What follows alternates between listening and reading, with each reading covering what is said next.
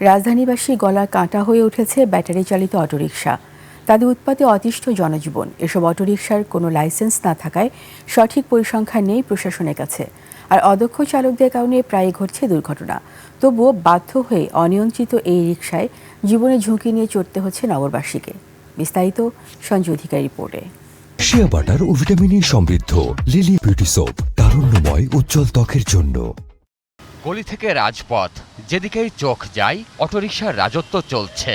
কোনো নিয়মকানুন মানে না এসব রিকশার চালকেরা। ভিআইপি সড়কেও বেপরোয়া। আমরা তো মেন রোডে মামা পেটের দেয়, একটা রিকশা আরেকটার সাথে ব্রেক করতে পারছে না, উল্টায় পড়ে যাচ্ছে। অটো হইল দেশের শত্রু, আমি মনে করি এটা একটা জাতির শত্রু। ঢাকার পরিবহন ব্যবস্থার দুর্বলতার সুযোগ নিয়ে গত কয়েক বছরে রাজপথ চলে গেছে অটোরিকশার দখলে। বাহনটি এখন যাত্রীদের কাছে হয়ে উঠেছে আতঙ্কের নাম। 95 ড্রাইভার আছে, হ্যাঁ, মনে হয় পাগলের মতন গাড়ি চালায়। বিভিন্ন অর্থোপেডিক্স হসপিটালে যাই দেখেন যে 90% রোগী অটোর কারণে অ্যাক্সিডেন্ট হচ্ছে। দুই সিটি কর্পোরেশনের কাছে অটোরিকশার সঠিক কোনো পরিসংখ্যান নেই, কারণ নেই কোনো লাইসেন্সের বালাই। অন্য এলাকা থেকে আইসা ঢাকা শহরের মতো জায়গা অটো চালায়া অ্যাক্সিডেন্ট করতেছে। ও ট্যাক্স ছাড়া এই রাস্তায় উঠবে কেন?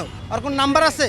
কিচ্ছু নাই। এসব অটোরিকশার চালকদের নেই ট্রাফিক আইন সম্পর্কে ধারণা, নেই কোনো প্রশিক্ষণও। ফলে জীবনের ঝুঁকি নিয়েই চড়ছেন লাখ লাখ যাত্রী। অটো রিক্সাগুলো হয়তো দুর্ঘটনা ঘটায়, কিন্তু ওই সমস্ত বাংলা রিক্সাগুলো তো আর দুর্ঘটনা ঘটায় না। এগুলো নিজেদের কন্ট্রোলের তো একটু অসুবিধা হয়। ব্যাটারি চালিত রিকশার কারণে রাজধানীতে বেড়েছে দুর্ঘটনার হার। অটো রিকশা এটা ঢাকা শহরের জন্য একটা ক্যান্সার হয়ে দাঁড়িয়েছে। গলিপথ তো বটেই, বেশিরভাগ ক্ষেত্রে মূল সড়কে যানজটেরও কারণ হয়ে দাঁড়িয়েছে এসব অটোরিকশা। ব্যাটারি চালিত যে গাড়িগুলো দিনের বেলা ওঠে, এর দ্বারা কিন্তু আমাদের খুবই কষ্ট হয়। হাইটটা যাবো তাদের ব্রেকটা কন্ট্রোল থাকে না। বিদ্যুৎ খাতেও থাবা বসিয়েছে অটোরিকশা। অধিকাংশ চার্জিং পয়েন্টেই অবৈধভাবে বিদ্যুৎ ব্যবহার করা হচ্ছে। কারেন্টের সংকট তৈরি হইতেছে, এটা ধরেন গাড়ি বেশি হয়ে গেছে। বিদ্যুৎ যদি না থাকে তো নয় পায়ে রিক্সা চালামু। সরকার যেটা করবে সেই অনুযায়ী চলতে হবে। প্রশাসন বলছে চালকদের প্রশিক্ষণের পাশাপাশি অটোরিকশা আইনের আওতায় আনার প্রক্রিয়া চলছে।